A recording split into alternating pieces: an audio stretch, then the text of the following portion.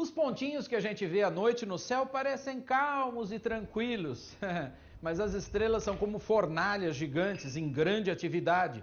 As estrelas nascem, vivem e morrem. Elas transformam o hidrogênio, a substância mais comum no universo, produzem energia e os elementos químicos mais comuns que conhecemos. E então, como as estrelas nascem? No espaço, existem enormes massas de gases e poeira que formam as nebulosas. Em algumas delas aparecem estruturas nas quais os gases vão ocupando volumes cada vez menores. Aos poucos, essas massas de gás atraem mais matéria dos arredores. A gravidade vai desempenhando seu importante papel nesse processo.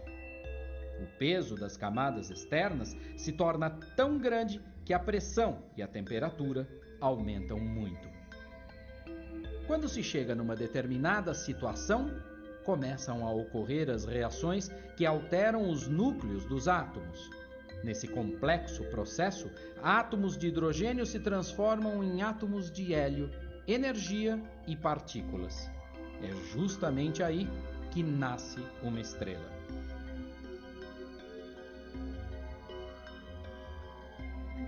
O ciclo de vida das estrelas é bem longo quando comparado com as nossas escalas mais comuns. O nosso Sol, por exemplo, já tem cerca de 5 bilhões de anos e deve durar outros tantos 5 bilhões. Há estrelas com ciclos muito maiores e outras menores, dependendo de suas massas. As que possuem maior massa transformam em seus interiores elementos químicos até o ferro pelo processo de fusão. Os outros elementos químicos, mais pesados, surgem em explosões que alteram profundamente as estrelas. São as supernovas. Nessas explosões espetaculares, surgem os elementos mais pesados da tabela periódica, como o chumbo e o ouro, por exemplo. As estrelas de menor massa também sofrem mudanças significativas ao longo de suas existências.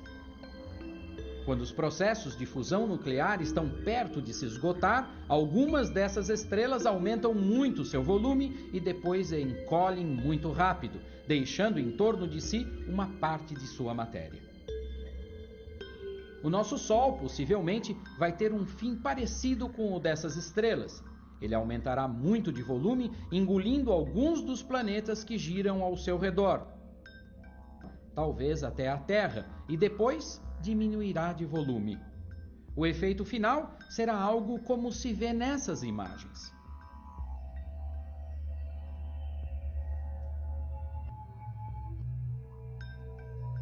Esses pontinhos inocentes, cintilando como brilhantes numa joia de cristal, são as unidades geradoras de toda a matéria-prima que conhecemos.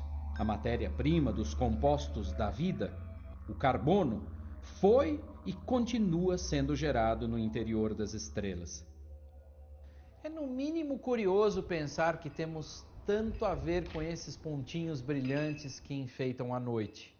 Mas talvez seja exatamente por isso que eles exerçam tanto fascínio. Nos vemos no próximo ABC da Astronomia.